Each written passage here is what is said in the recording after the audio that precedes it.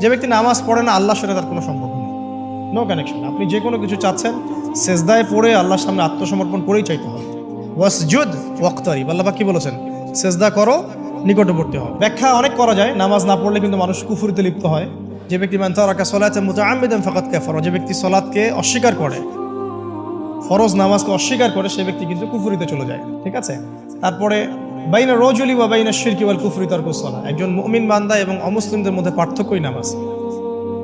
নামাজের বিষয়ে অনেক কথা আমি আগেও বলেছি, আপনারা শুনেছেন, অন্য আলেমদের কাছেও শুনেছেন।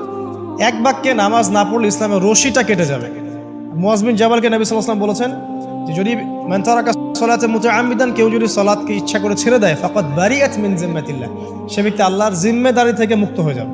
তার উপর আল্লাহর কোনো জিম্মাদারি নাই, আল্লাহর নিরাপত্তা জিম্মাদারি থেকে সে মুক্ত।